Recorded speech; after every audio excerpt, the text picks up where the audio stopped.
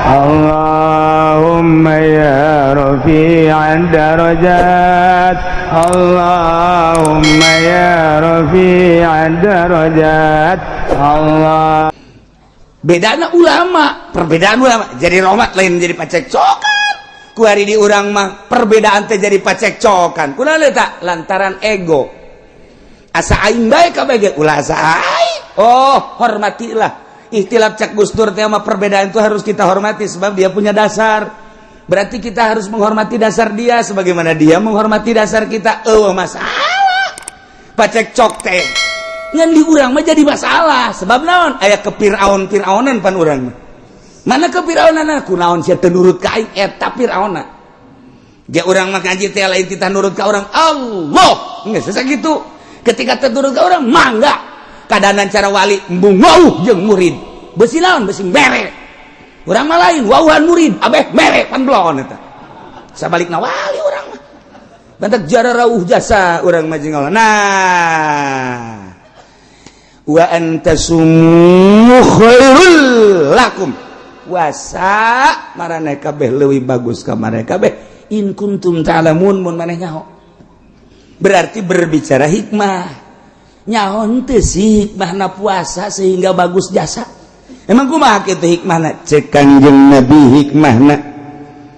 laparan beuteung hauskeun hati leleskeun awak niscaya la nazara qalbuka ila Allah niscaya hate maneh bakal neuleuh ka Allah ambuh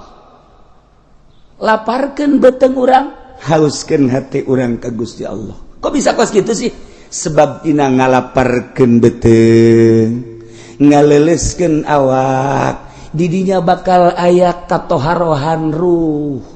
bakal aya kasofaul qulub. Mantak Imam Syafi'i ngadu Allahumma mnun alaina bi safail qulub wa hablana sahihal muamalah fi dunya. Nah eta teh safail qulub bening hati, bersih hati. Moal bisa bagi jelema nu deuk hayang nyaho jati diri tanpa puasa moal beunang. Puasa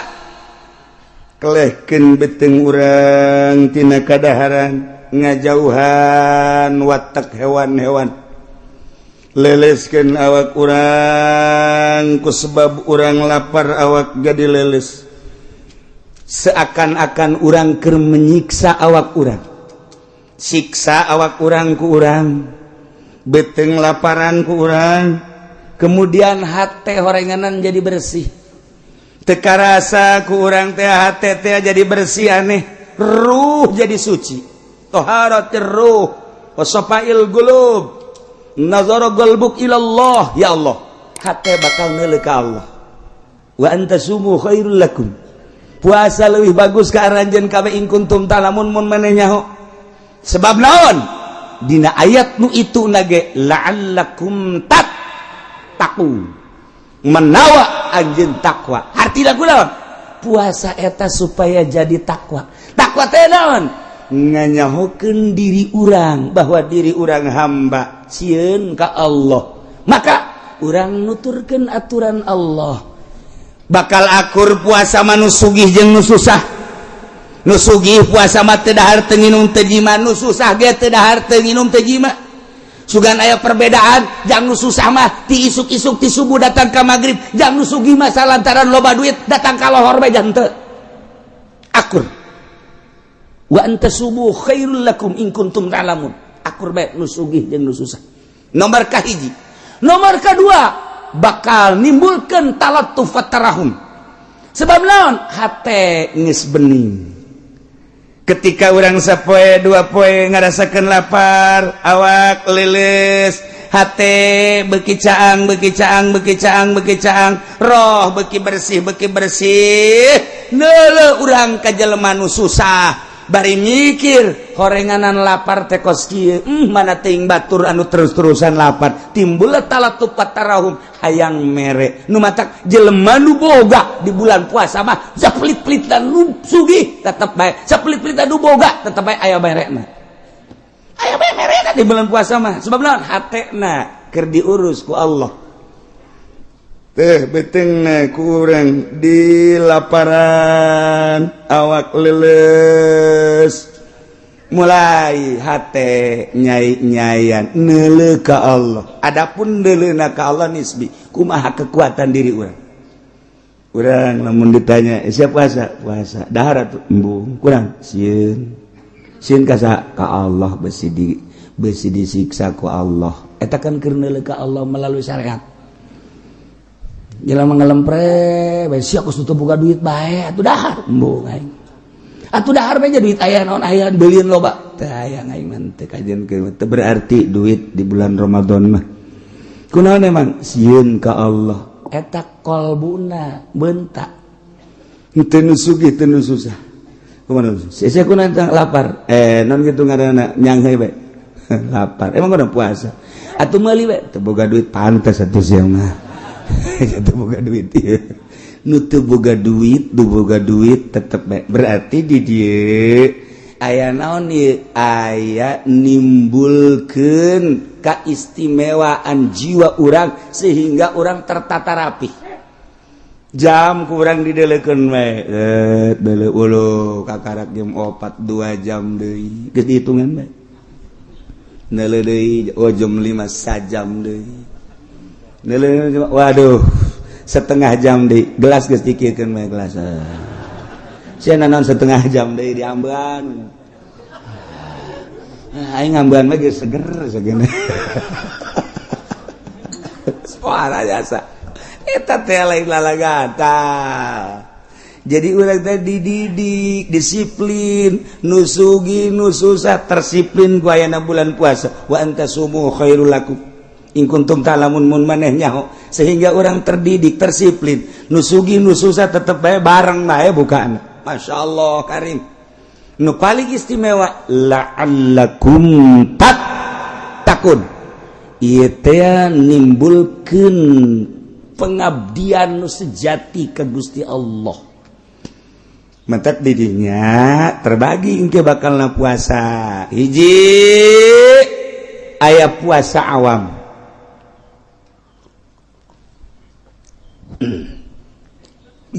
Puasa awam teh hartina puasa sakumaha tadi berang teu dahar teu nginum teu jima sakikituna bae. Adapun nu lain mah teu milu puasa, mata teu milu puasa, celik teu milu puasa, malah mah makin bulan puasa makin dicocokan nu make ka dieu teh tah naon ngaranna tuh ban sia mah nyaho je bogapan jeung osok mata dideleukeun bae ka televisi celi di pinuhan jadi nu puasa teh ngan sakadar beuteung teu dahar teu nginum zakar parji teu diima ngan sakitu doang puasa awam. Ieu mah nu kos kieu mah disangsikeun asup ka surgana sebab ieu mah puasa teh pupuasaan can ka asup puasa nu kos kieu masyaallah. Okos nu munggah haji lolobana macan jara di haji sebab urang munggah haji teh ngan sakadar deuk neuleuh Baitullah doang muteran Baitullah henteu nyahoeun makna daripada Baitullah teh didinya teh bait Allah rumah Allah urang teh kerja di tamu Allah. Lamun urang sakadar neuleuh Baitullah doang berarti ieu haji zahir. Ketika urang boga rasa ieu teh ima Allah batin urang kapanggih jeung Allah maka sikap urang bakal pinuh ku adab. Ditatalah urang di hareupeun Baitullah kira kudu kumaha sebab keur di hareupeun Allah lain aja sosotingan. Beuh tawaf di soting kotrek datang ka imah tuh bapak lagi soting. Tuh apa tuh lihat tuh, bohara, ngarendeng juga orang Pakistan, ada kan? Mending mulai laki awewe deh, tinggal anak lah bapak pembina amat bapak ini, masa top sama awal orang lain? Iya bapak hebat ini jangan mah kur top kekikian, wah kayaknya bapak mah gila kali di sono. Maknana Baitullah berarti didinya aya Allah. Batin urang teh kapanggih lajeng Allah lamun urang kapanggih jeung Allah penuh ku tadarru urang adab dipetakeun ketika urang berangkat ke Arafah di Arafah teh urang teh keur ditonton ku malaikat Allah ngerahkan seluruh malaikat nonton ke jelema nuker wukuf di padang Arafah. Deukeun coba hamba-hamba aing cak Allah aing nu sangat deukeun urang keur ditonton ku Allah, ditonton ku malaikat. Kumaha perasaan urang ketika urang di harapan ku Allah. Lain zahir, batin urang teh keur jeung Allah. Kitu keneh ketika urang di Muzdalifah. Di Muzdalifah teh mulung batu. Urang teh seakan-akan dek ngalempar setan secara zahir nurutan Kangjeng Nabi Ibrahim alaihissalam. Padahal keur miceunnan zahir, keur miceunnan nafsu-nafsu urang, miceunnan dosa-dosa urang. Satu batu piceun ku urang, nafsu urang.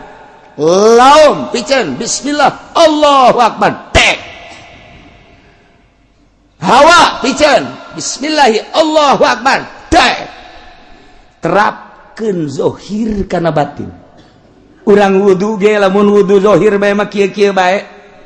Tapi lamun dibarengan ku batin, zahir urang wudu, batin urang wudu. Zahir urang kekemu, batin urang kekemu. Zahir urang teh ka irung, batin urang ka irung. Zahir urang ka beungeut, batin urang ka beungeut. Zahir urang ka leungeut. Jadi ketika urang beres wudu, zahiron wa batinan, engkena bakal sieup ka deuleuna. Itu kene salat, salat zahir kos urang, salat batin nu mantak tanha anil fahsya'i wal munkar. Salat eta nyegah tina fahsya jeung munkar. Tapi kuari mah kan salat mah salat fahsya jeung munkarna henteu kacegah, berarti can salat. Encan salat lamun ki haji salat tapi ngridit keneh encan salat hakikatna mah. Sebab teu tanha anil fahsya'i wal munkar. Namun ki haji salat tapi masih keneh ngagulingkeun, ngagunakeun duit bank, encan salat kajen kumaha ge. Sebab bunyana bener-bener salat tanha anil fahsya'i wal munkar. Dan selanjutnya ialah urang kakarak datang ka zahir sehingga dibuktiina na kuari boro-boro pamarentah urang ge kos kieu keneh. Endek iraha urang datang ka paeh teu ngurusan batin. Terus-terusan urang mah ngurusan nini bengking bae teh tadi ge. Silaturahmi ngudag nini dagang ngudag nini ngameteran sawah ngameteran nini ngaji urang mah hayang kapanggih jeung nini atuh sasarian nini nya gincuna gede jasa. Ngacai deui ta nini-ninina. Ya Allah ya Rabbi, horenganan urang lamun dibuktikeun geus komo Kangjeng Nabi mah lewat neuleuh bangke embe.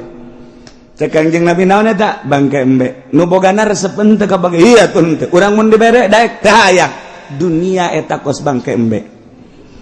Nu bogana ge mbueun teh ka bangke. Urang kuari lamun ngudag-ngudag dunia berarti urang ngudag-ngudag bangke. Urang lamun teu dikitu-kitu moal jadi norikoh. Urang mau norikoh teh boh justru hayang dunia. Kabeja ku batur torikot boh murid dikumpulkeun sia nu sugihnya ye. Ayeuna sumbang atuh mama ieu. Insyaallah. Yen tarekat teh parugu kuari mah. Tarekat teh teh miceunnan dunia nafsu jeung setan, endahan ngagugulung nafsu jeung setan. Ngajilah nu mantak urang batin wa antasumu khairul lakum in kuntum ta lamun mun manehnya bahwa puasa eta leuwih bagus lantaran naon? Lantaran puasa teh endek nempokeun batin urang ka Gusti Allah.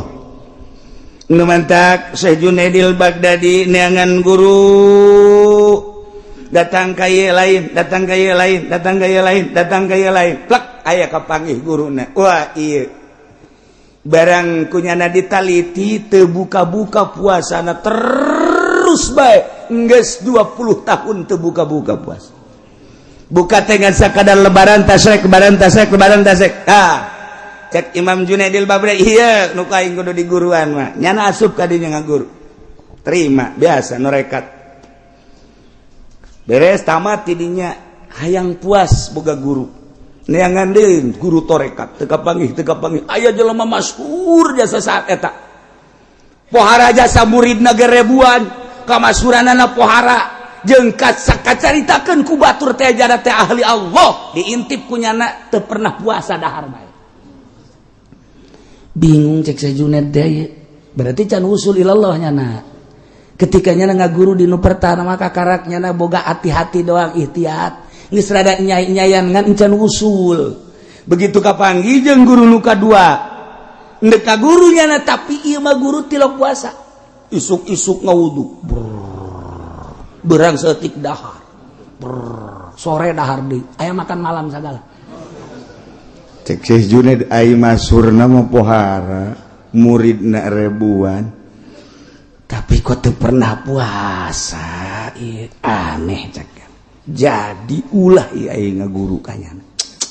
sedengkeun hayang ieu teh batin teh hayang usul ilallah geus ngaguru dinu pertama tapi can aya kapuasan ieu manggih guru kub kabehan dituduhkeun ka dieu tapi ieu mah teu puasa-puasa karek datangna assalamualaikum ulah sok mang cek guruna ulah neuleuh daharna turutan mama daharna ku sia nya geus kaget urusan puasa mah gampang jak nyana ja orai ge loba nu puasa hewan-hewan ge loba nu puasa geus mun endek berangkat ka Allah dek berangkat tayang usul ilallah ayo ku guru di dia teu kudu puasa jeung mama mah dahar bae cek harapan kieu aman cek kira teu jadilah geus jahat eta encan ge ngomong aya teu jadi mah geus indit ih pada kanyahoan bae aing moal geus indit teu kudu mama moal maksakeun balik deui bae ka ditu ka dosa puasa emang di jero hatena deuk balik deui ka nu puasa balik deh nyana kana puasa ka ditu teh nya di jalan ge geus puyeng we nya ji pan tapi pan nyana nyahueun bae nya cek nyana ieu aing deuk balik deui nyahueun cek nyana nah ieu si kumaha mang aing mamang balik deui datang da kana puasa bae datang ka ditu pan teu jadi atuh guguruna ka ditu deui balik deui cek gurun sok puasa teh ulah ka dieu ayo ka balik deui ka ditu sebab siapa usulna bakal di ditu lain di dia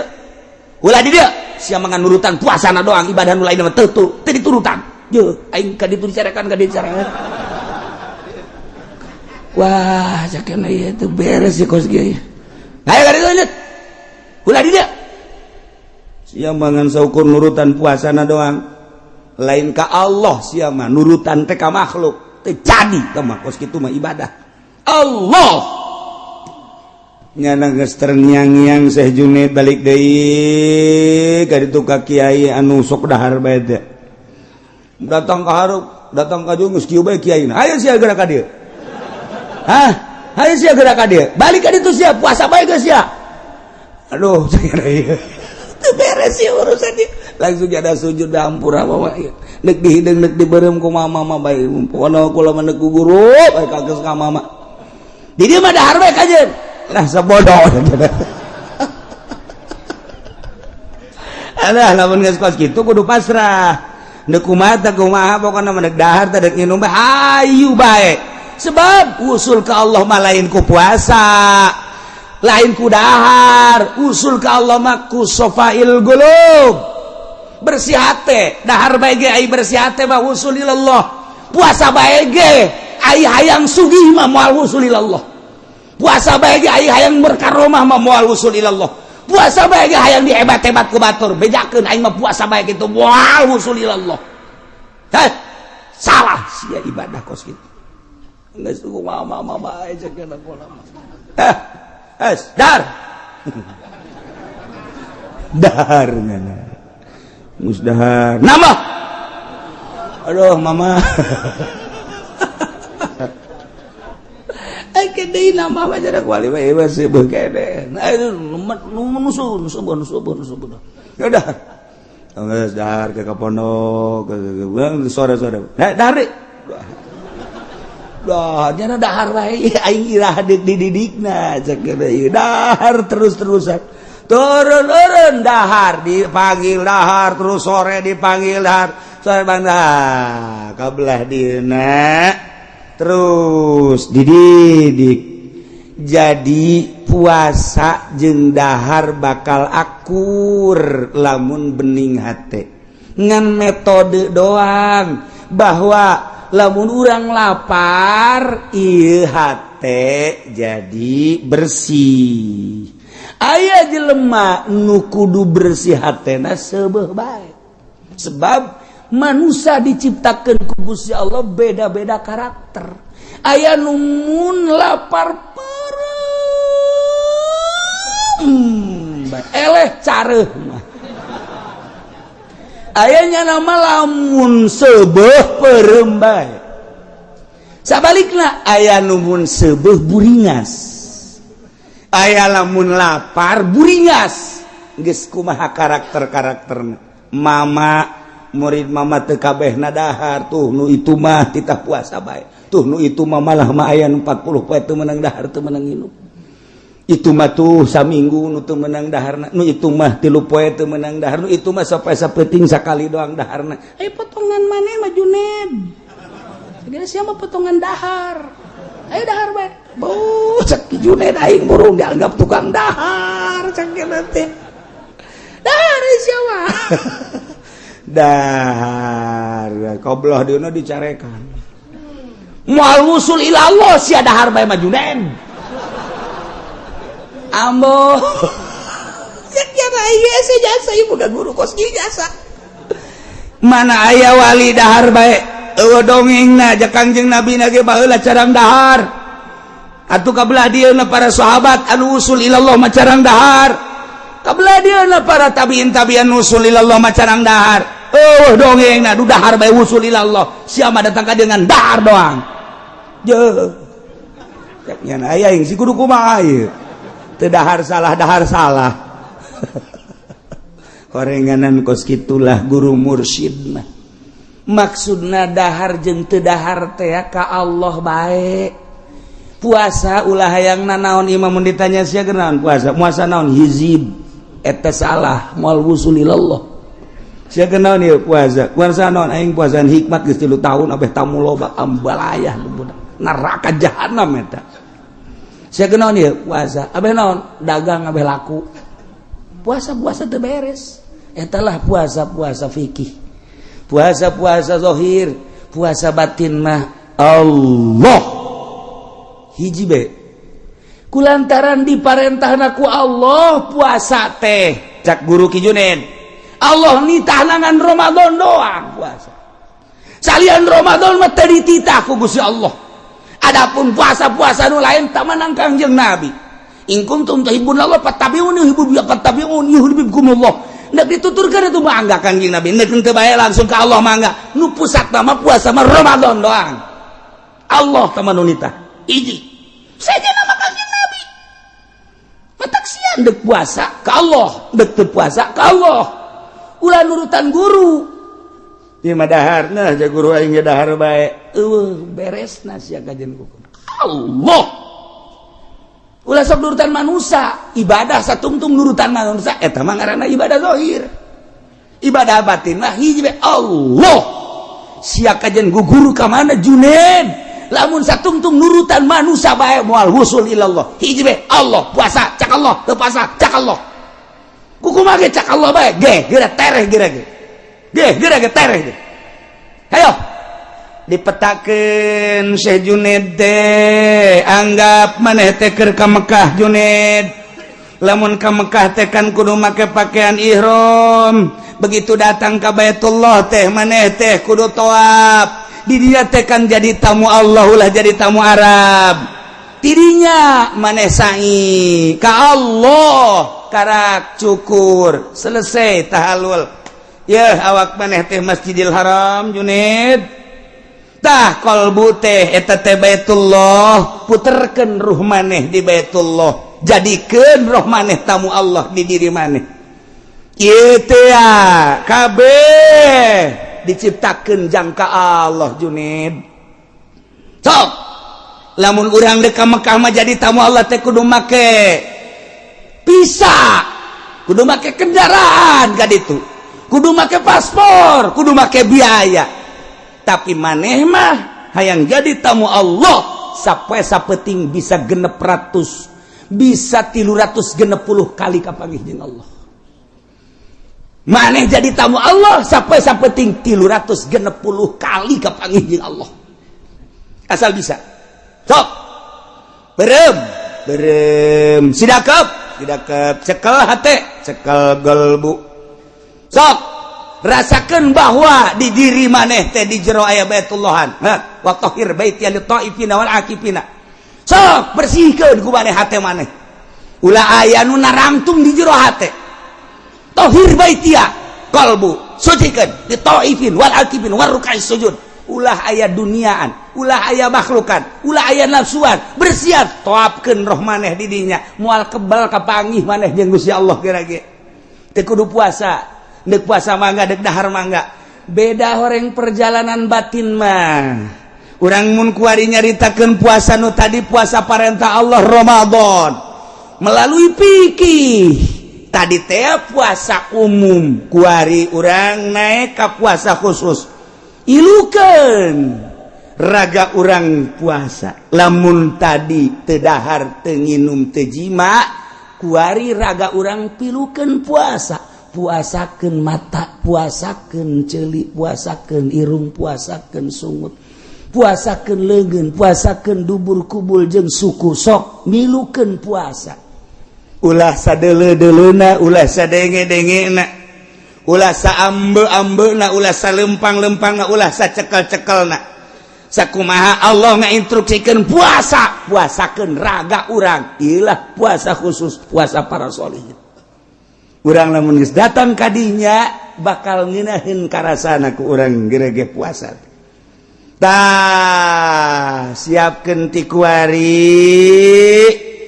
jang dapur abeh ulah kaganggu urang mana kade panggil ke orang pemajikan lamun orang mama sini sini duduk sini lamun orang lembur mah nyai kade nyai diuk naon aki nyai jeung aki ieu bulan puasa kakak yang tentrem ibadah tah ieu mah urusan dapur pakaian budak dirinya kabeh tah geus disadiakeun 50 jutanya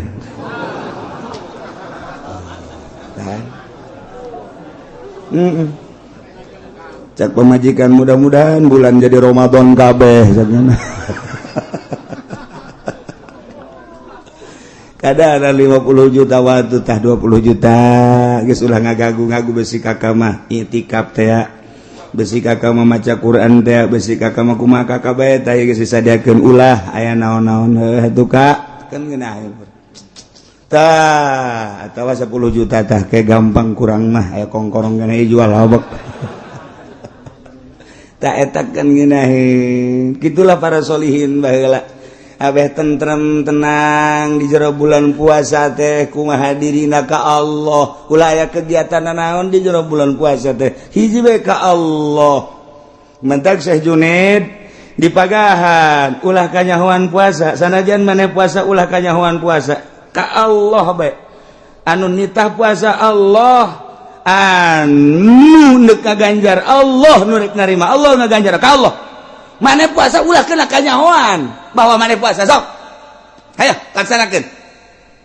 nyana puasa di luar bulan Ramadan sanggeus puasa terus kadatangan tamu lamun nyana teu nginum bakal kanyahoan puasa supaya ulah kanyawan puasa nginum puasa wali bakos gitu kelamun eueuh tamu poe eta atawa aya tamu ge lah nu kira-kira ngan sakudak sakedeng sautak saeutik nu nyana moal nyangkeun bahwa nyana puasa atuh teu buka kira-kira bakal kebel nyana diuk di dinya mun teu milu dahar bakal kanyawan puasa dahar teu kanyahoan sababaraha taun ge Ki Junaidil Baghdadi teh puasa atawa henteu na ku jelema-jelema teu kanyahoan urang mah pan lain urang mah datang tamu dar ayo mah aja teh dar lagi puasa saya aduh sedikit lagi nih aduh namatin dah bangsa 20 hari lagi bom habak bil mah kos kitu ye tawa lain urang gajaran kos kitu teh ieu keur carita ka jero ieu mah urang mah hese kos kitu teh hayang kanyahoan bae ku batur mantak aing sih didengekeun we mah encan aya nu ngalem-ngalemnya aing ieu geus puasa bae encan aya nu kadenge bu haji anu mah puasa bae sia namu kadinya mah hararese sebab puasa tah hayang kadenge kos kitu tah ngeunaheun asada kana jantung tarariis iman henteu bae tah eta urang kos kitu sum'ah hese batin mah hiji bae ibadahna ka Allah nu bakal narimana Allah nu bakal ngaganjarna Allah ulah ditolelir manusia mah sabodokeun manusia mun urang bisa bari muasyarah hege ulah kanyahoan ku jelema mun teu bisa muasyarah urang nyepi sorangan bae lamun nyepi sorangan bae masih kena diudag-udag keneh bae bari urang can bisa hate urang teh urang indit ka mana ka leuweung urang indit ka gunung nyalametkeun ibadah ka Allah doang ada mah Allah nama eta keneh di gunung eta di leuweung eta di kota eta cuman ieu hayang embung kanyahoan ibadah urang cukup ka Allah doang eta lah nu hese mulai Ki Junaidil Baghdadi nelusuri ternyata horenganan ulah keluar ti parentah Allah disimpulkeunlah dina kitab Ki Junaid kula boga guru dua nu hiji puasa bae nu hiji mah dahar bae ketika diteliti nu puasa bae hayang usul ilallah ngabersihkeun diri melalui puasa lantaran Kangjeng nyarita laparkeun beuteung hauskeun hate leuleuskeun awak niscaya maneh bakal deuleu ka zat Allah hate maneh puasa guru kula nu hiji dahar bae caknyana ulah sok nyeun ibadah dahar ti parentah asalkeun ka Gusti Allah keun daripada urang puasa kemudian jijeunan ibadah tanpa diparentah ku Allah engke urang boga rasa aing mah hebat jasa padahal lain diparentah ku Allah asa diparentah ku Allah cilaka sia moal usul ilallah nya nama dahar bae ka dituna artina dahar ge ilaha dibutuhkeun dahar ilaha dibutuhkeun nginum eta lah nu diparentah ku Allah ketika orang lapar dahar cak Allah kulu wala tusrifu ketika orang haus israbu wala tusrifu ketika orang tuduh sare etalah sesuai jeung perintah Allah asal urangna asa diparentah ku Allah usul duanana ilallah tinggal urang bedek milih nu mana nek puasa bae mangga nek dahar bae mangga asana urang memilih nu dahar bae tungtung nama atuh beuteung jebag usul mah henteu nah puasa awam sakadar teu dahar teu nginum teu jima raga mah teu milu puasa puasa khusus teu dahar teu nginum teu jima raga milu puasa puasa solihin puasa khususul khusus golbu teu sadetik-detik acan poho ka Allah ieu mah puasa para anbiya di samping teu dahar teu nginum teu jima raga milu puasa celi mata celi irung kabeh milu puasa golbu teu dipohokeun ka Allah barang sadetik ge pohona ka Allah lamun poho ka Allah ceurik nya nama jeung ceurikeun poho ka Allah yang ceurikan poho ka Allah masyaallah kan kitulah tahapan-tahapan jelema berpuasa ka Allah tinggal urang di jero bulan Ramadan wayahna di samping teu dahar teu nginum teu jima raga urang pilukeun puasa TV ku urang ulah pati disetel teuing HP ulah pati diumbar teuing ubral obrol aya nu teu mangpaat maksudna teu mangpaat aya mangpaat pek bae mangpaat keagamaan rohani urang kitu keneh urang ubral obrol aya teu mangpaat mah ulah dula deuleu urang sing hade ieu mah lain makin bulan puasa makin menjadi-jadi asal jam 5 bae weuh iyalah neangan burit caknya mah burit di teangan datang meureun padahal mah teu di teangannya datang bae geus mending di imah urang maca Quran tahun kamari mah urangan bisa namatkeun sakali coba tahun ieu mah hayang 3 kali lah berarti 10 poe sakali 22 kali 30 kali ge kurang diplot eta ge saeutik teuing lamun nyaritakeun para wali Allah mah beurang sakali peuting sakali tamat Quran teh berarti lamun 30 poe teh 60 kali tamat mantep jasa urang bisa dongengna doang kuari ge Qur'anna di mana karanya jangan kanyahoan ieu Qur'an ya leungit Qur'an masyaallah karim itulah para jamaah kaum muslimin wal muslimat rahimakumullah jadi aya kitu puasa instruksi tadi ya ayyuhalladzina amanu kutiba alaikumusiyam etalah bag-baganana fikih aya urusanana hikmah wa antasumu khairul lakum in kuntum ta'lamun. Iyalah dipakai ku ahli-ahli thariqah, ahli-ahli tasawuf di luar bulan Ramadan ge mun maneh nyaho horeng puasa teh istimewa sebab naon ngabersihan galbu nyucikeun rohani sehingga urang bisa neuleuh ka Gusti Allah. Hikmahna nu paling istimewa la'allakum tattaqun berarti urang kapanggih jeung jati diri urang yakni urang bisa mengabdikan diri sebagai hamba anu sejati ku ayana puasa. Allah nurunkeun wahyu ka Kangjeng Nabi dina pelebah masalah ngaharamkeun minuman nungtut mimiti ayat anu nyederhanakeun kadua rada keras katilu keras kaopat patok geus teu meunang diganggu gugat.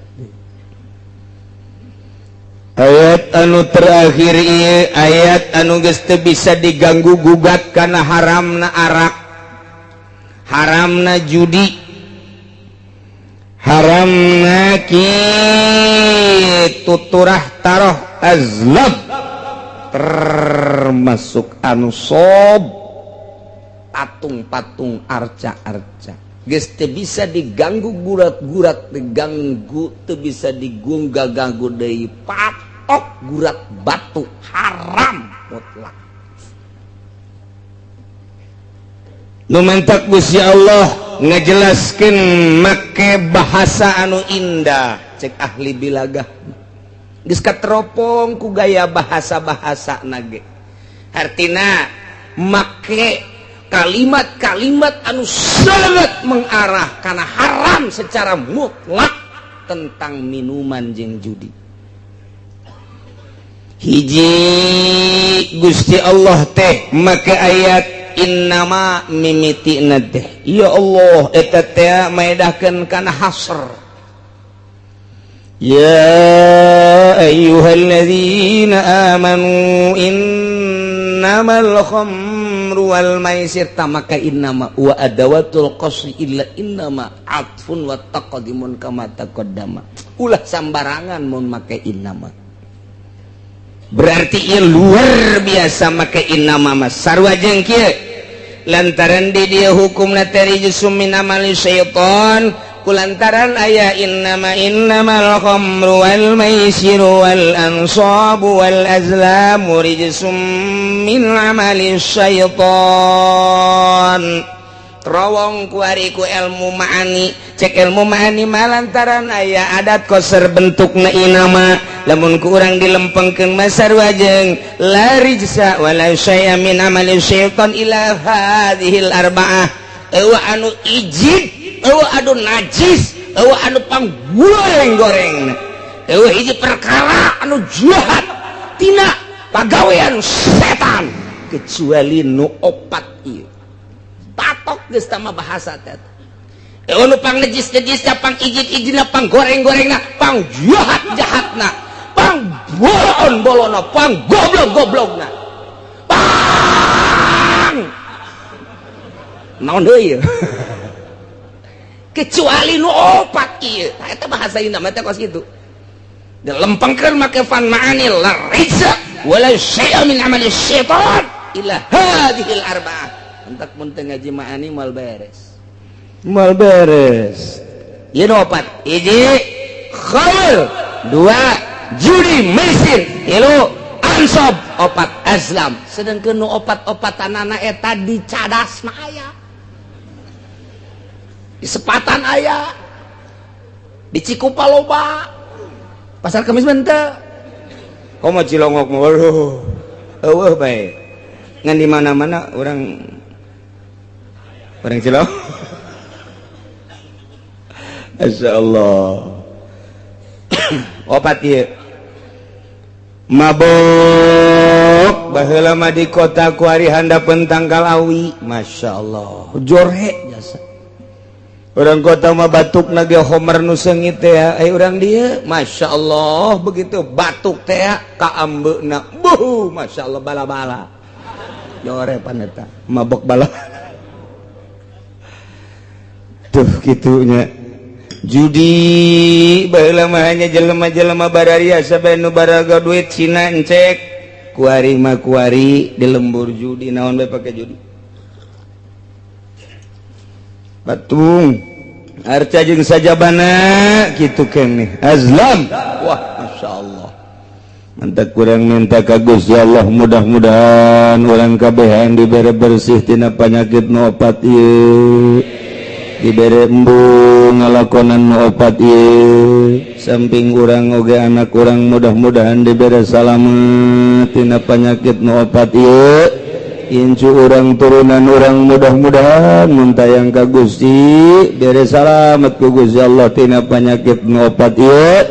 tatangga-tatangga urang nu geus makeun bae mudah-mudahan kuari mah dibere salamet dibere cager tina panyakit nu opat ieu lantaran ieu mah mengarah kana neraka naudzubillah min hiji nomor kedua arak ieu ku Gusti Allah bisa kompet daunkeun jeung ansop arak eta disangkopet daunkeun dihijikeun ayatna jeung nyembah ka patung jeung nyembah ka berhala sedengkeun kapan eta mah musyrik ka manu kos kitu mah ieu nginum arak disayatkeun jeung eta berarti ku benci-bencina jeung ku jahat-jahatna ku goreng-gorengna dihijikeun jeung perkara nu goreng jasa sekaligus Gusti Allah innamal khamru wal maisiru wal ansabu wal azlamu rijsum min amali syaitan coba minum arak jeung judi dihijikeun jeung naon dihijikeun jeung nyembah ka patung jeung nyembah ka berhala Masya Allah cek Kangjeng Nabi nu mantap cek Kangjeng Nabi syaribul khamri ka'abidil wasan jelema nu nginum arak sarua jeung jelema nu nyembah ka patung Masya Allah eta teh kunaon eta ku gede-gedena dosa nginum arak dihijikeun beda ayatna ge disakompet daunkeun ku Gusti Allah innamal khamru wal maisir wal ansab wal azam raisun mantap cek Kangjeng Nabi syaribul khamri ka'abidil wasan jelema nu nginum arak sarua jeung nyembah ka patung di lembur urang nu nginum bir loba jasa nginum benzen loba jasa vodka macem-macem ya Allah ya Rabbi na'udzubillah min nomor katiluna Gusti Allah teh atuh ngitah ngajauhan ku bahasa fajtanibu innamal khamru wal maisiru wal ansabu wal azlamu rijsum min amali syaitani fajtanibu eta bahasa pajtanibuh teh lamun urang ngaji usul fikih mah eta teh nu kos kitu ngaranna amr sedengkeun al amru ma idza utliqa in sarafatan sariful wujub berarti di dieu teh aya amr nu maedakeun kana wujub amrun bil ijtinab berarti di dieu teh zahirna amr teh kapan liurut atuh siahai dengekeun ku sia urang Cikupa urang Pasar Kemis urang Bojong urang Belaraja urang Tangerang sakumna bae Allah teh geus ngahukuman kana khamar jeung judi jeung ansab jeung azlam eta teh termasuk raisun min amali syaitan atuh pantadibu atuh Gusti jauhan atuh goblok sarua jeung kitu awas ya mun teu make goblok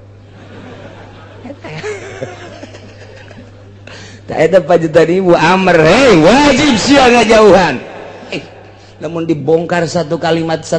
encan ieu teh cara Imam Syafi'i dek ngabongkar hukum teh kitu heula preteli disebutna mufradat geus puguh make ilmu sorof geus puguh make ilmu nahwu kuari ku urang di mufradat make ilmu maani ilmu bayan mufradat teh pretel ke mantekan ke timbul be hukum haram pan eueuh di dina Al-Qur'an mah wa yahrumul khamru jawab wa yahrumul maisir Ima bahasana innamal khamru wal maisiru wal ansabu wal azlamu rijsum min amalis syaitan. Bahasana indah luar biasa. Pajtanibu jauhan atuh kumaneh kadina ditambahan la'allakum tuflihun. Manawa anjeun ai hayang ma anjeun teangan ku anjeun kebahagiaan berarti ngajauhan tina arak jeung judi bakal nimbulkeun falah. Lamun maneh ngajauhan mabok, maneh ngajauhan judi, maka bakal didinya aya kebahagiaan. Dibalikeun ku urang, lamun ja'lul ijtinab minal falah atu wa idza kanal itimad falah wa idza kanal itinabu falahan atu kanal irtikabu khaibatan. Di mana ngajauhan minuman, ngajauhan judi bakal ngajadikeun kebahagiaan dunia jeung akhirat. Atuh berarti mun ngalakonan bakal jadi kabahayaan di dunia wal gara-gara mabok pisah jeung indungna, gara-gara mabok pisah jeung bapana jadi carekan bae, ditundung ku bapana si anak mabok bae mabur lain anak aing sia mah anak jurig meureun. Mun si anak jurig atuh aing ge jurig meureun. Ibut indung jeung bapak jeung pamajikan ku ari pamajikan aja ku kalamun bae dicarekan ku abah lah dasarna ge mabok malulu indit lah geus ditu gas ku ari mah mana si bae di dieu kawin di geus papisah mah di laku kawin deui geus teu ge lah daripada boga salaki kos kitu daya ku pamajikan indit eta gara-gara mabok rugi dunia jeung akhirat. Mun gugura kuari diomongkeun ti jati ka dieu nu sok mabok bae nu geus teu bogana naon ieu di duniana bae kuari dina bogana ge puyeng bae ulah nyaho jasa ti jati ka dieu bae ulah wakasa Tangerang heureunan jan nyaho jasa jati koroncong kagambar jasa ku mata hate doyong gelam gembor atuh kabayang jasa jelema-jelema na kos karari itu kabeh ge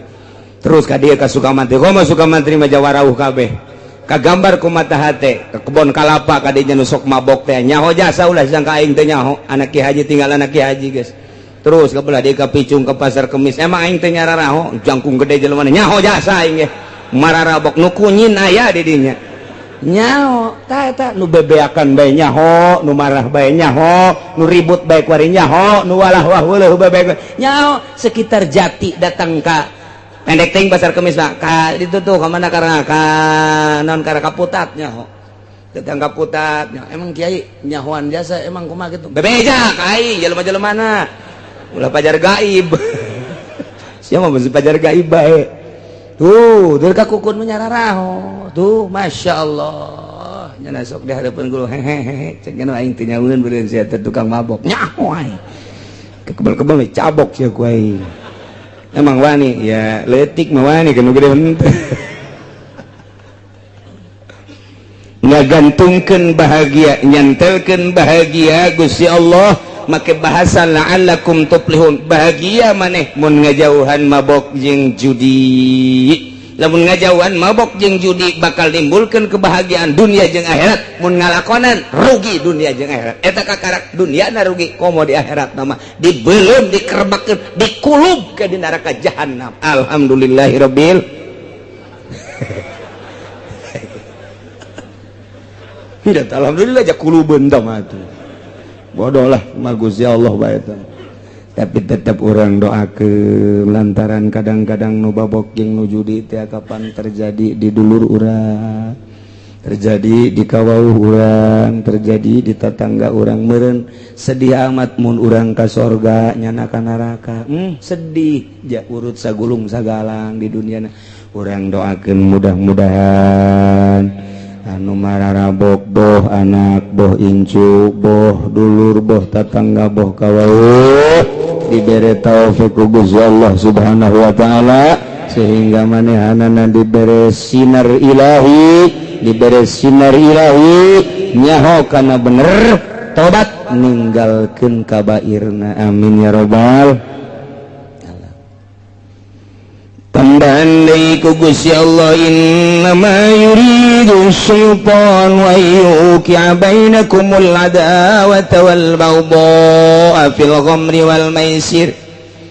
Dek kumaha bagusna atuh judi jeung mabok mah lantaran ku setan dijieunkeun hiji alat.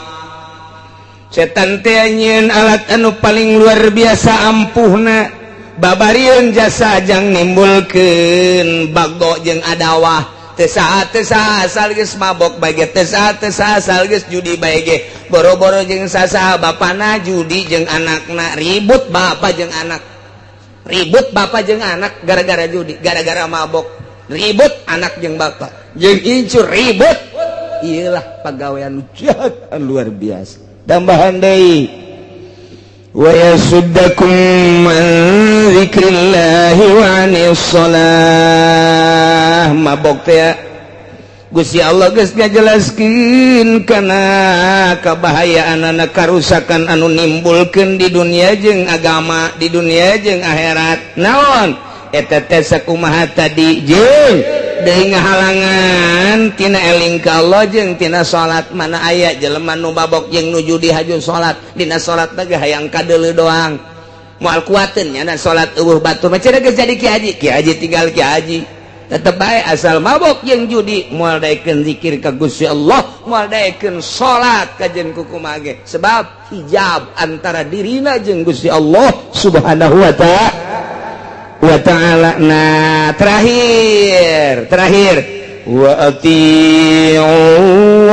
wa ati'ur rasul. Wahai mukminin sing narurut maraneh kabeh ka Gusti Allah. Allah tegas ngainstruksikeun tadi titah ngajauhan mabok jeung judi, titah ngajauhan ku Gusti Allah teh kana patung jeung azlam. Adu nasib teh ku Gusti Allah diinstruksikeun melalui wahyu ka Kangjeng Nabi urang Kangjeng Nabi Muhammad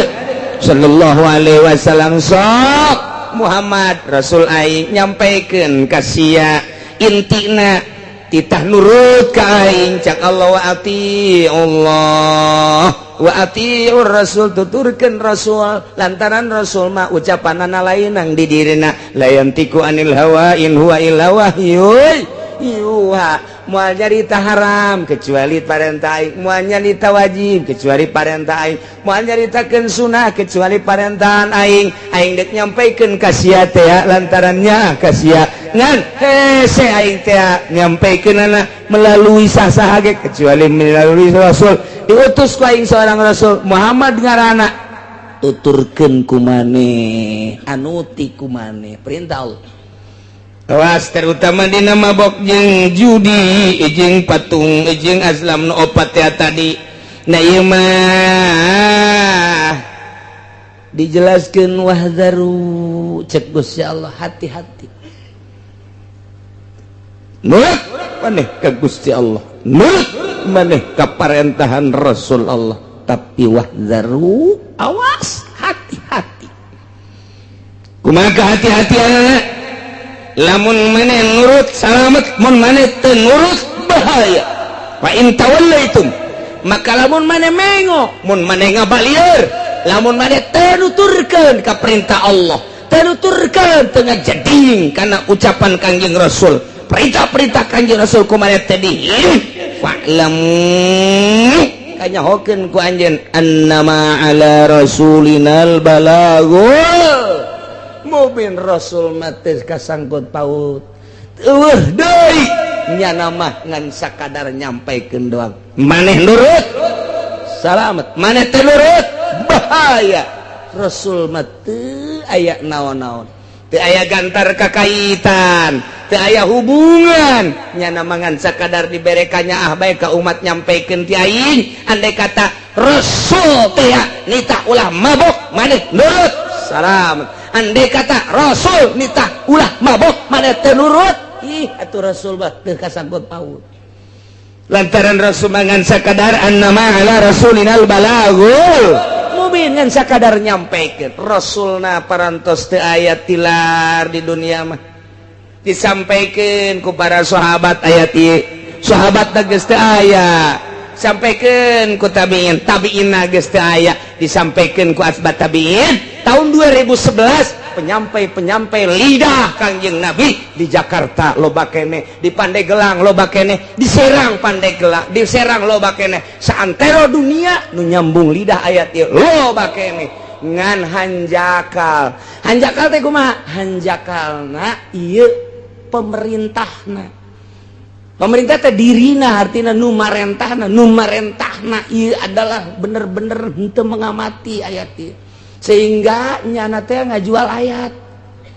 Kumaha ngajual ayat teh? Ai dina zahirna mah ngalarang nyana titah mabok di panggung sapeuting bisa 2-3 panggung horeng jero nama ojol ayat eta teh jang meuli meo. Moal teurak kajen ku kumaha ge. Aya jelema nu mabok didakwahan ku kiai model kos kitu teuk ceuli datang ka teurak we. Moal teurak. Naon sababna? Lantaran ojol tah mah ojol ayat. Nyana ngaluarkeun ayat susuganan mancing lain mancing supaya menang hidayah tapi nyana mah mancing supaya dapurna ngebul mal beres nu mantak lantaran ojol deuleukeun geus maotna deuleukeun cek Imam Ghazali deuleukeun geus maotna be trek be kiai nu sok dakwah maot misalnya ieu maot aya eueuh nu zarah umat kadinya ternyata eueuh apakah teu wauheun wauh apakah teu akrab kunaon bung jarah pan nyana baheula dakwah dakwah lagi dibayar ieu gua ojol temennya nama dakwah eueuh karasa tapi lamun nyana tilok ojol ku dunya maot Masya Allah nyana pernah datang ka imah aing ngasehatan dibere mah dibere tapi teu maksudna nyana itu maksudnya angan kos gitu cek pemuda teh Masya Allah kerayanya nama orang teh ku sasalaman ge kana sehatan ku neuleuna ge kana sehatan komo lamun geus ngajina kana sehatan emang itu maksud ojol jeung dunia geus maotna jelema daratang ka makomna hadiah ka makomna ziarah ka makomna deuleukeun geus maotna mun biasana ojol jeung dunia pet be eureun moal aya nu inget teh eta teh rahasia anu luar biasa terrahasia anu luar biasa maksudna Imam Ghazali dek garitakeun keikhlasan jelema deuleu geus maotna bae nu mantak urang zararah katua ka naon kitu ngaranna ka Maulana Hasanuddin ahli ikhlas urang ngajarahan ka Maulana Yusuf ahli ikhlas urang ngajarahan deui kitu ka mana kana jadi ka Kiai Asnawi ahli ikhlas asal ahli ikhlas jelema ku Allah digiring-giring ditaku saha eta zarah aya nu ngagiring-giring eueuh di lembur urang aya jawara paeh hayang urang jarah ka dinya atuh henteu pancena sok nganasehatan gatunya mah marah aya kiai maot teh henteu dijarahan ku muridna acan muridna ge santrina ge teu jarah-jarah acan sangheuk bawatna teu bisa dibobodo nurani mah kunaon eta baheulana jago mah ngajago ngajina hebat mah hebat ngajina cuman ojol jeung dunia lamun ditanya kunaon sih teu daek zarah henteu lah kunaon emang pan ngadidik sia atuh ngadidik ge bae lah aing sok dipentaan asal aya anu ngaji bae tah murid aing sia de eta hancengan aing teh sia de nu nanya masalah bae jadi murid ka mana teh sekali nanya sajutanya nyen pondok menta, nyen majelis menta, ojol kata kos gitu ngaran. Mal beres. Nyen kudu nyen majelis manyanana tuh. Ai masyarakat teh nyen majelis aya nyana meuli apaan sa? Eta goblok kiai di Singapura kos gitu eta.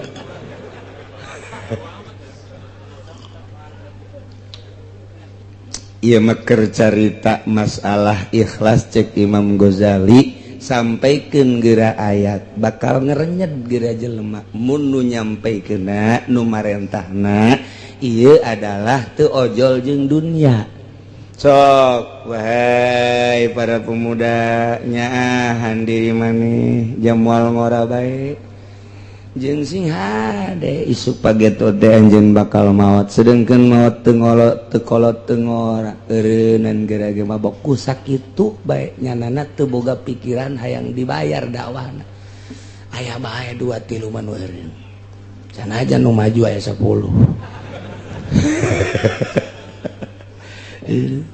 sanajan unggal penting dakwah menasional tapi dibernik benak hatenya teh lain eta nu dimaksudna maksud nama dek numpuk-numpuk harta ieu mah tinggal maksud lain dibere jeung teu dibere lain boga jeung teu boga tapi maksudna sehingga ada singkah arti menang nyokot ti mana eta Imam Ghazali menang nyokot tina innamal a'malu binniyat jelema mah kumaha niatna jelema ngariung teu niatna naon niatna teh deuk tahlilan deuk syiar kemudian dibere berkatna satreuk eueuh salah teu kabawa teu kajingjing gunya ada satreuk berkatna atuh loba jasa masalah tetep bae syiar mah kuari mah jelema dek ngariung tapi nu dimaksud berkatna berkat mending mun satreuk pugu cau deh mending mun cau nu beureuh mah cau hansip rugi emang cau hansip aya eta kos kitu tah beda niat sih ada niat mantep ke niat eta sok di naon garang-garana sok dibahas-bahas bae ku kiai balikan deui supaya jelas niat urang tibeting dek niat hudang lah yang dek tahajud kasubuhan eta urang geus boga nilai tahajud geus boga pan nilai tahajud masyaallah eta niat jadi kadang-kadang niat eta bakal ngabentuk di akhirat sanajan teu dipigawe niatul mukmin khairun min amali mantak ngaji niatna deleukeun ge kadangna beda ieu sorana beda sora lamun niatna ikhlas mah beda nyelecep ka jero hatena teh rindu ka jero hatena ngeunaheun ka jero hatena teh eta teh bakat tingku ikhlas di jerona ikhlas teh naon teh lain diomong ikhlas mah teu hayang urusan dunia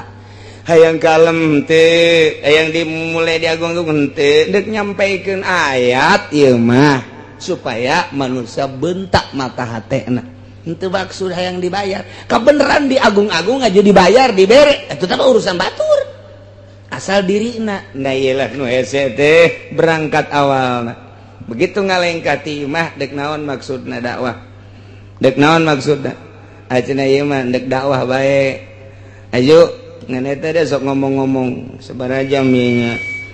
setengah jam bos setengah jam lamun naik kareta mun sedang ka mana bayaranna ge gede cabok ya kos gitu mah eta teh ilas eta kos gitu kan eta teh tah piceun mun hayang bener piceun mun hayang bener ieu nyampaikeun ayat ieu disampaikeun di dunia ayat ieu disampaikeun mabok makin menjadi-jadi hese luar biasa nah ieu diakhiri ayat nu tadi teh ku ati Allah wa ati Rasul narurut marane kabeh ka Gusti Allah teh ngalarang melalui Kangjeng Rasul minum arak judi wa ati Rasul tuturkeun turut ku maneh Kangjeng Rasulullah wazaru jeung hati-hati kudu rempan maneh kana berbagai permaksiatan lantaran bakal ngejerumuskeun anjeun ulah-ulah di dunia komo di akhirat nama deui bakal sing jarungkel ka neraka jahanam lamun nurut atuh salamet lamun ngabalieur mengo fa in tawallaitu mani taat mun mane ngabalieur tina taat rasul mah rasul bae tapi teu didenge kiai mah kiai bae tapi teu didenge fa'lamu awas aya rambu-rambu hubungan naon Kangjeng Rasul mana ma'ala rasulinal balagul mubin Kangjeng Rasul mah hanya sekedar nyampaikeun doang atuh ari katarima salamet namun teu katarima atuh bahaya lantaran fajazaukum alaina cek Gusti Allah adapun babales aranjeun kabeh mah eta adalah tanggung jawab kula nurut maneh kukula bakal disalametkeun ka surga teh nurut maneh kukula dijangjian kukula teh bakal dikanarakakeun sakitu bae Rasul mah teu aya patula-patalina naon kitu kene kiai ngalarang niatna sakadar dakwah bener-bener lillahi taala aju jelemana teh daek darurut ka kiai ih atuh annama ala rasulinal balagul mubin kiai mangan sakadar nyampaikeun doa nurut jeung teu nurut lain urusan kiai mantap kiai ulah marah lamun dakwah teh aju teu narurut marah kieu goblok sia teu nurut ka aing deuk nurut ka aing deuk nurut ka saha sia tolol sia goblok sia eta kiai moal beres sama kos kitu mal beres atuh ieu keur menyampaikeun bae haram riba haram ngredit haram praktek isuk-isuk datang Waalaikumsalam enon ya ampura kiai kunaon aduh doakeun kula bulan kemarin itu bisa bayar kreditan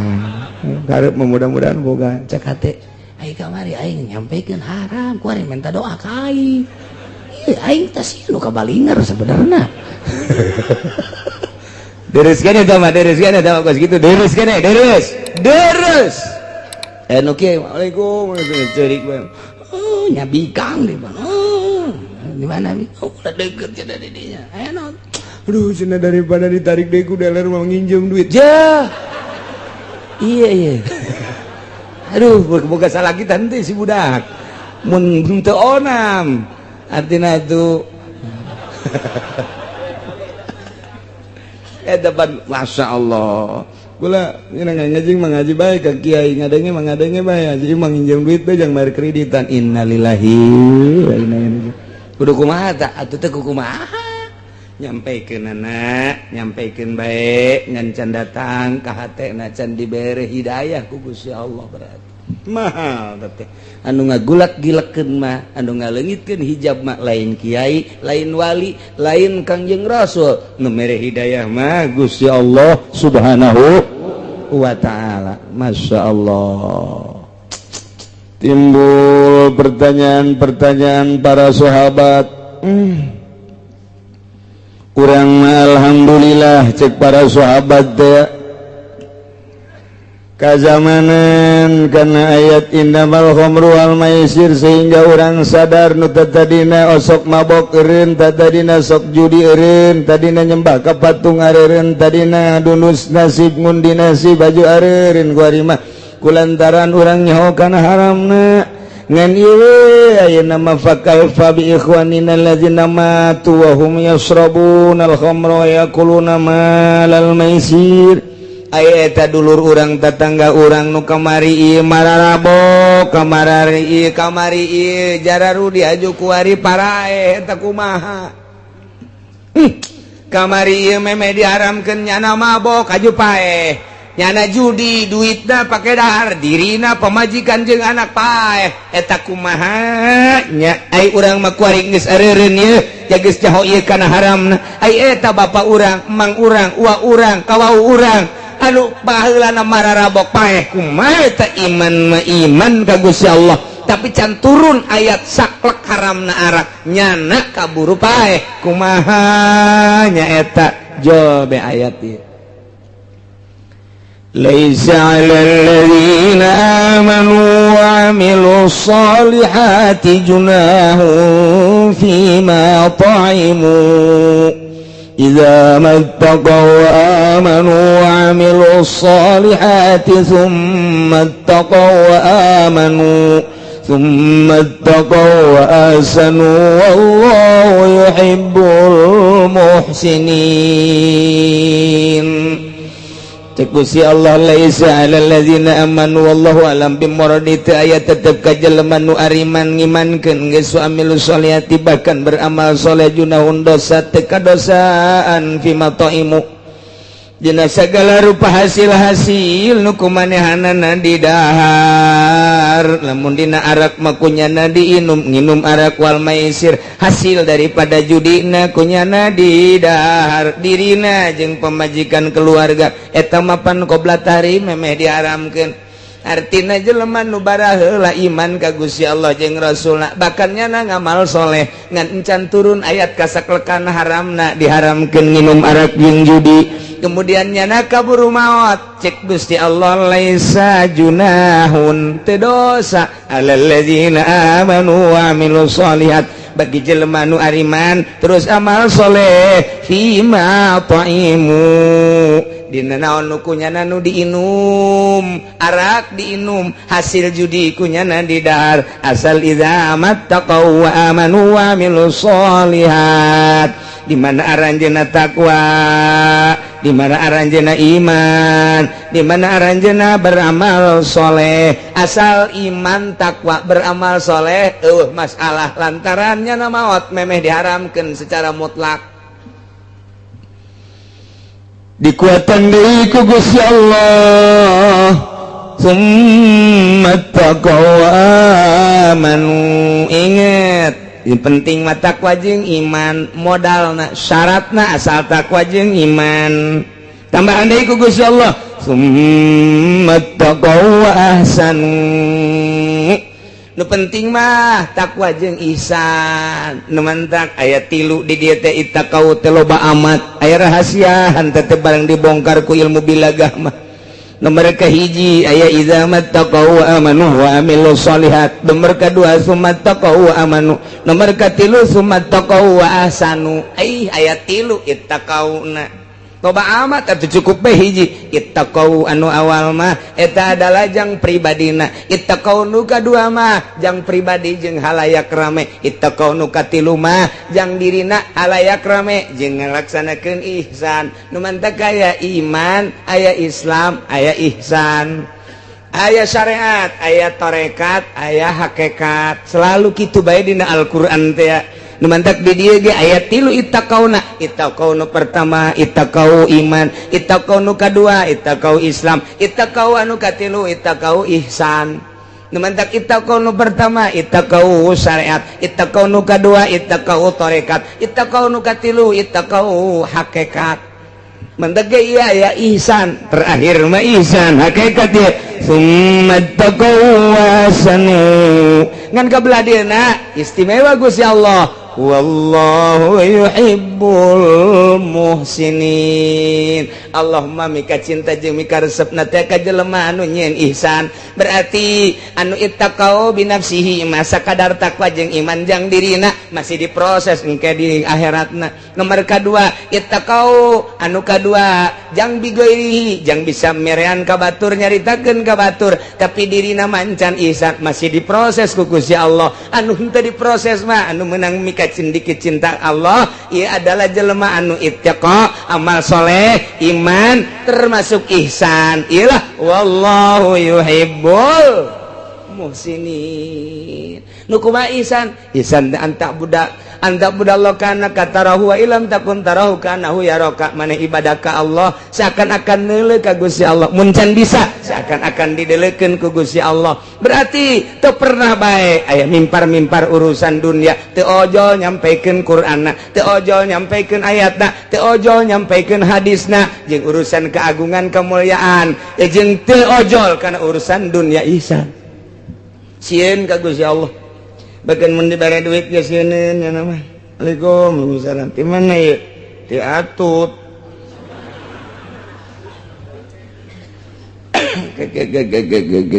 sagalanya ai butuh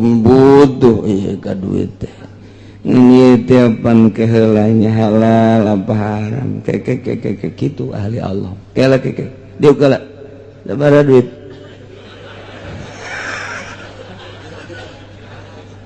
yang dibuka teh bu emang tarima bente suara duit lah barang dibuka teh 1 juta lah leutik 1 juta mun 5 juta mah bejakeun ka atut daek 1 juta mah mung pan aya 5 daek kagok ka neraka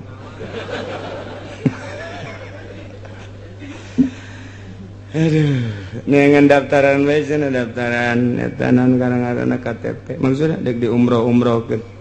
ini umroh jadi ganjaran apa henteu? Kunaon teu berpikir, masya Allah. Ieu ayat lain lalagaan.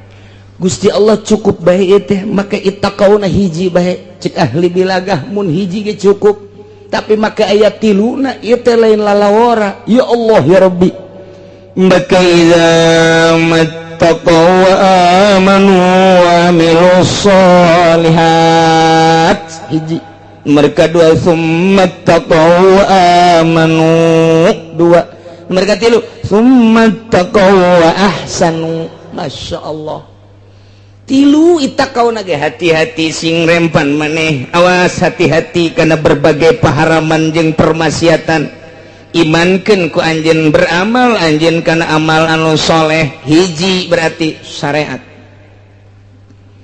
tambahan deui ku Gusti Allah summat taqaw amanu mentak ka dieuna ge make tafsiran Imam Jalal teh sabatu ala taqwa wal iman di jerona teh geus tetep tak takwa jeung iman ngan kuari ngalaksanakeunnya nanti akana intisari takwa jeung iman torekat ngaranna suluk disebut berangkat kuari mah lain sakadar iman tetapi nyana berangkat hate teh supaya bener-bener deket jeung Gusti Allah supaya datang ke mana ya supaya datang diri nate ka Gusti Allah. Emang Gusti Allah bisa ditempuh jalan mana? Bisa ente naik kereta, bisa ente naik kapal atau naik Apollo. Oh otak nancan datang eta budak Gusti Allah mah di mana-mana aya tapi lain berarti eta Gusti Allah kumaha tuh ngaji nu mantap ge jangan ngaji terus bae atuh otakna pendek jasa sia mah campur jeung naon wayah ngaji wayah datang ke imam nonton TV melulu HP bae meuli nu anyar deui oh budak 3G HP na geus mending mun ngarakeun aki-aki geus bau kuburan mamawa HP keneh bae ya Allah ya Rabbi tak aki-aki buang ka warah jas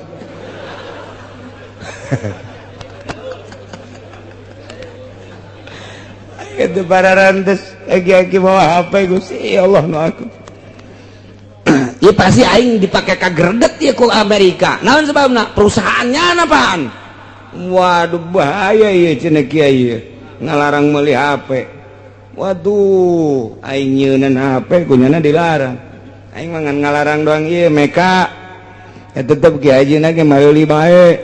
ngan ngomong bae heulanan ieu mah lamun dek bener-bener nyana make ittaqau nu kadua tenden HP selamat berpisah aku mendengar pengajian dari Kiai ternyata engkau harus pisah dengan berat hati aku bisa terpisah denganmu tetapi demi menuju Gusti waduh engkau akan aku tinggalkan tapi ai dijual mah moal si HP bisi aing hayang deui setengah hate teh jelema teh setengah hati kudu nalan pican plus meuli deui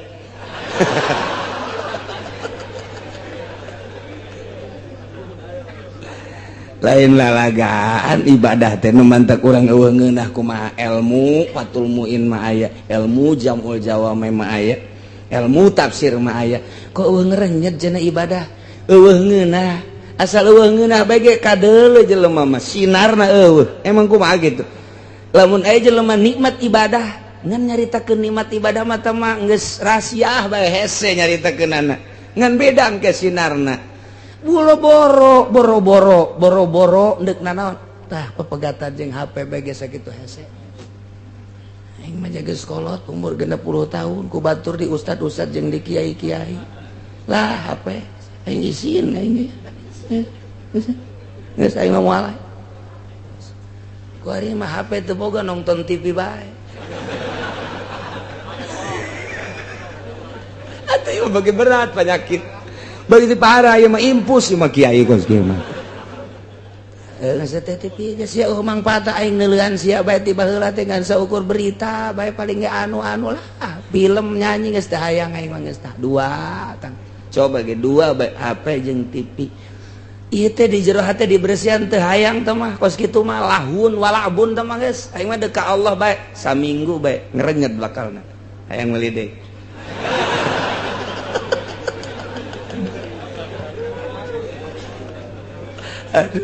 menang saminggu dari cokot deh HP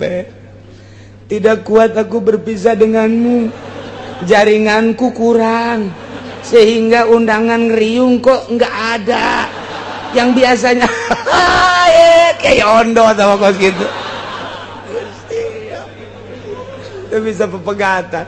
ndek menuju ke Allah kudu aya anu ditinggalkeun kadaanan ninggalkeun dunia secara total keheureuyan nu kitu bae heula aman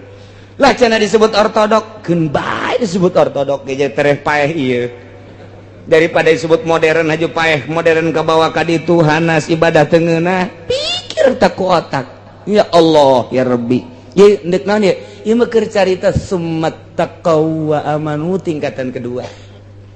tingkatan kahiji mah eta tadi engke aya proses keneh bae Allah teh ieu tilu teh aya rahasiahan ngan saeutik we dijelaskeun ku Imam Jalal teh coba deuleu tafsiran di kitab-kitab lain tentang ayat ieu Masya Allah teu sembarangan Allah nenden tilu takror teh tapi takrorna teh takror teh budak balik takau deui mun eueuh rahasiaan moal dipuat di dieu tah tingkatan kahiji mah nu tadi teh takwa iman tapi tetap nyana masih biasa kena baik cuman di mulut tidak sampai di hati. Waduh, sedangkan kan dari mata turun ke hati. Sia ngarora keneh mah kitu. Aku hari mah teh geus beres tah eta mah geus tah. Wa summat taqau wa aman pelaksanaan ieu teh. Duh. Anu kamari teh maharim dilaksanakeun. Ku ari mah geus menuju ka Gusti Allah lah. Tah dibere duit ge. Ieu teh saha? Ya anu henteu mah rada gede dek leutik henteu bae kula nu lumayan jeung nambahan meuli apaan sa henteu aing kajen teu make apaan sa naik angkot aing geus henteu bae cek aing henteu bawa ka ditu sugan hayang ditambahan teh hayang kecuali atutna kawin jeung aing tarekan sakit atuh misalna lain ti atut bae sarua ti wahidin ge ulah urang pilih sesuai jeung nurani abeh urang di dunia beres di akhirat henteu dicarekan ku Gusti Allah ieu mah jang santri bejang santri anu lain santri mah teu nyaho nu hukum jang kiai atuh mimba bi komo santri mah pan nyaho ieu duit nu kos kitu teh beres ulah peureum manta kunaon peureum sakedeung deui 2 bulan deui peureum iya berem sabelah mata mangintip ngaranna aya nu kieu bae can aya di ditu can aing kiai ku batur mah aing di ustad aya nu pae ngundang ka aing ngariung ka aing muludan ge aing kaundang tapi ieu aing can diambeun meureun nya jen can ti kulon can aya ti wetan can aya aing mah meureun kunya lain pajar jelema kadal meureun dek ngeunaheun kumaha ibadah ikir carita summat taqau panyakit eta teh kos kitu teh geus HP panyakit TV panyakit jaringan-jaringan panyakit duit nu teu pararuguh panyakit lepaskeun geura eta sok kudang peuting usolli Allahu akbar maaf engke bakal kabayang guru ikhlas urang bakal Allah mere kos kitu heula teu bae kiai anu mah meureun ngeunaheun soal ayang ke di jero hate Allah tambah ikhlas eta teh dorongan moral anu ku Gusti Allah ditambahan ka hate urang naek urang tek komo wali meureun Allahu akbar lain ngahayal aya ngahayal mah bahaya tek bae ka ditu Kangjeng Nabi mah di Guha Hira sorangan meureun ku nikmat teh ibadah Allahu akbar geus ngeunaheun ibadah moal bisa lamun aya hahalang mah Allahu akbar kamari 500 lamun kapanggiri asana 1 juta ya iraha ya undangan deui nya hayalanna kos kitu beda ieu mah kula mah alal haq bae beda ke pemikiran beda Allahu akbar HP nu eta kekerbeka anu anyar sabaraha duitnya buatan Cina sih sabaranya cak batur bagus tapi teu rusak kajeun lah isuk bae gitu moal beres cak aing moal komo aya nu ngahape Allahu akbar ting tong saha eta iya kana budu aya ting tong wa iya kana saya urang mah kitu salat tetep ceuli datang ka ikhlas bae ge ieu keur carita urang lalagaan beda engke jeung beat mah dina tarekat lain deui doktrin ieu mah keur carita dilalagaankeun bae pikir ku urang moal bisa kajen ku kumaha ge mantak aya jelema norekat boga HP pabatola torikotuhu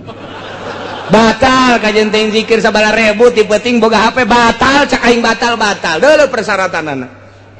cenah sakitu wah di torekat hebat teh batal ieu mah teh saha cenah nya mah udang-udangna ge gede geus muka sapah oh bohong dulu syarat daya 40 persyaratan. Masya Allah lain haram entah apa bah tipi entah haram jatiahna jatuh najis teu naon teh makos kitu mah. Tapi bagi nu norekat teu meunang badak amun aya kiai hebat sorbanna ge ngangsar ka handap. Tapi make kene HP geus ieu mah syariat kene ieu mah bangsa nu pidatona hayang duit ieu mah nu gos kieu mah. Geus kabaca ieu mah kabaca. Nah ieu keur carita nomor kadua summat taqwa aman lain lalagaan. Nomor katilu mah geus jadi summat taqwa ahsanu sieun ka paharaman. Sieun ka permaksiatan khususna nu opat tadi umumna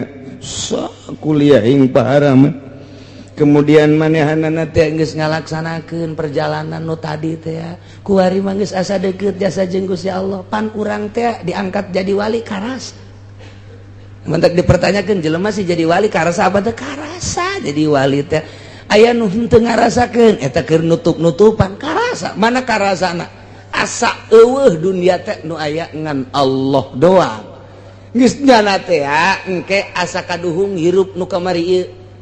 duh aing eta Imam Ghazali caritakeun kos kitu. Imam Ghazali geus diangkat jadi hujatul Islam tapi can jadi wali begitu trek jadi wali eta nu kamari magahan ngaji teh eta mah dosa aing magahan ngaji aing ngarang eta teh dosa aing dosanya kos kitu teh eta ngarasa dosa sebab orang teu ngeunah tama ibadah kos ketika nah ini ieu we ibadah nu bener mah ieu cekeuna tuh ya Allah ku ngeunaheun ibadah teh geus teu boga pikiran naon iyalah summat taqwa sanu sedengkeun ka dieuna Gusti Allah wallahu yuhibbul muhsinin lain leutik-leutik ayat ieu teh mantap ge masyaallah hiji ku Gusti Allah dihampura dosa-dosa jelema anu baheula nginum arak hajung ngimankeun jeung amal soleh lantaran nyana nginumna teh meme diharamkeun secara mutlak kakarak aba-aba doang aju kaburu maut kitu keneh nyana barang dahar tina hasil judi eta ge sami bae dihampura lantaran can turun ayat secara mutlak berarti luar biasa Gusti Allah mah ari encan datang ayat mah tetep bae dihampura kos urang ibadah aju teu nyaho dihampura bae mantak ibadah mah makin bodoh makin gampang jih atau makin gampang urang deka Mekah kemudian aya nama toab sedangkeun lamun toab teh kapan kudu boga wudu jaat toab ka salat sedangkeun kuari hese ngaraksana lantaran atupan jelema teh ribuan urang kakarak ge salengka geus aya jelema urang takroni nya hideung antal jeung urang mending mun putih mah nya hideung nya batal kan geregat eta urang kitu mah urang kalau kurang India atau Pakistan tapi nu geulis teh bagon nu teu geulisna mah manya keur toab sih ditakeun geulis andai kata jas sia mapan kitu bae pikiran teh batal kumaha atuh ji atuh taklid ke mazhab Hanafi mantak naon ja mazhab Hanafi mah teu batal mun antel kulit jeung awewe aju taklidna di mana ieu ti wuduna keneh apa ti toabna tergantung jelemana lamun santri ustad kiai taklidna ieu adalah ti wuduna lamun jelema teu mondok kuari ka Mekah titah taklid ti wuduna ge teu bisaeun bingung nya geus begitu wudu sampai engke bae tah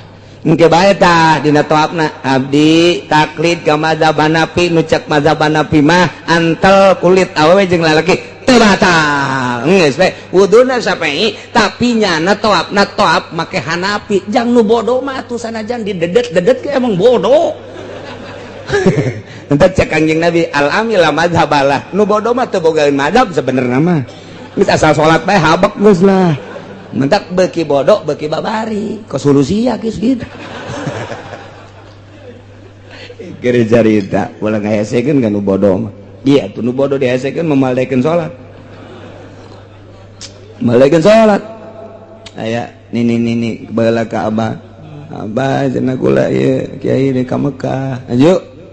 atuh jaya maka jangan teu bisa babacaan teu kudu babacaan nih nu bisa bae naon nu bisa mah jakul ge balelol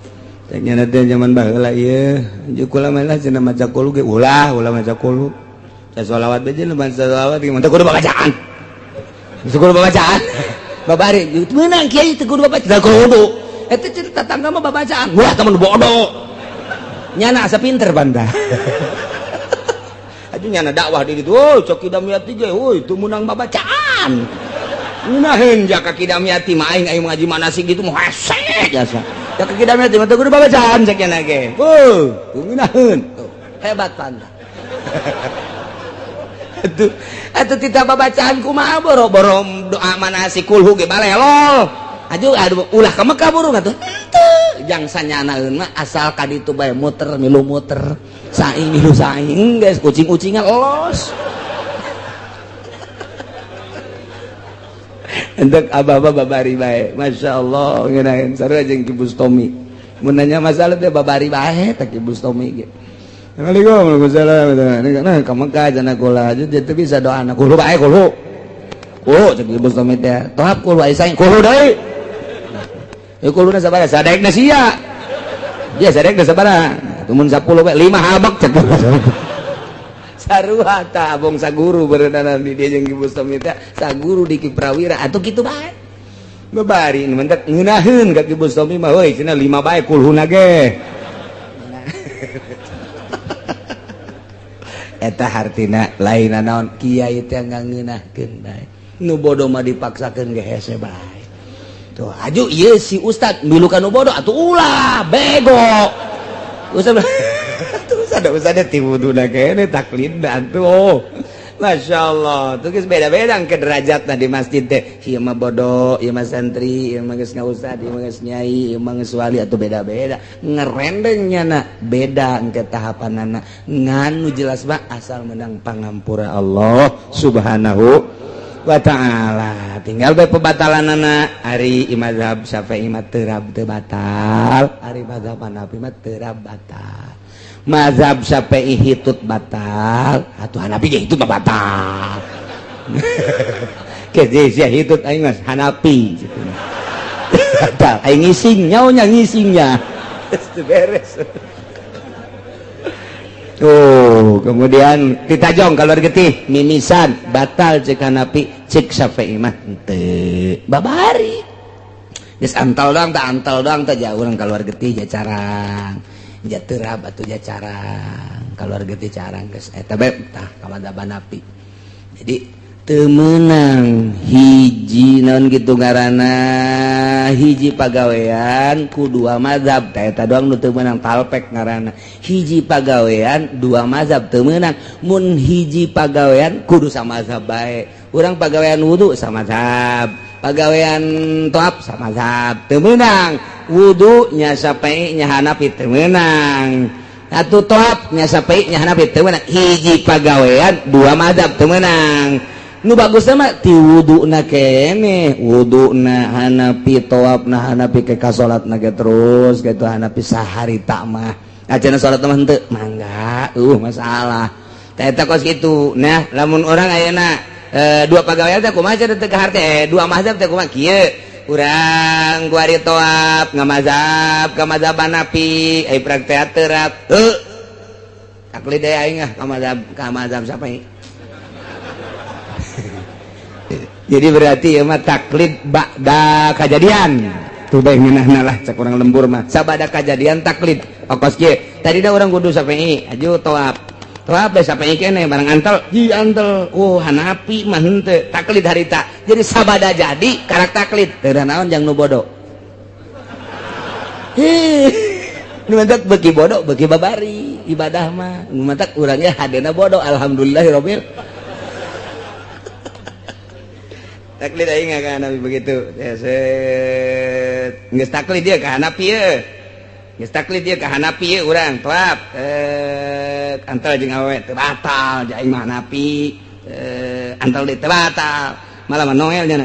teu batal abang-abang teu batal Noel gelut sia di ditu ulah ieu keur carita doang teu batal terap baca Hanafi batal kan aing ka Syafi'i Syafi'i baca teh batal balik aing ka Syafi'i cenah ge urang taklid sabada kajadian teu naon Syafi'i geus aing lah pokona mah geus Syafi'i ieu takwari ieu mah keur carita heulanan keur carita antal aja jeung Hanafi jeung awewe Hanafi Ieu mah budak batal-batalna. Batal-batal modar bereuni mah. Keur carita talpek hiji pagawean teu meunang dua mazhab. Mun geus samazhab samazhab bae. Ketika nyana di mazhab eta batal atuh geus bubar. Masyaallah wallahu yuhibbul muhsinin. Mudah-mudahan orang kabehan diraksa ku Gusti Allah, diberi daek takwa ku Gusti Allah, diberi sabar ku Gusti Allah, diberi ihsan ku Gusti Allah, sehingga orang bisa benar-benar ibadah ka Gusti Allah hingga akhir hayat orang husnul khotimah, bisa ngucapkan kalimatun thayyibah di akhirat aya di bawah bendera Kangjeng Nabi urang Kangjeng Nabi Muhammad sallallahu alaihi wasallam. Wallahu alam.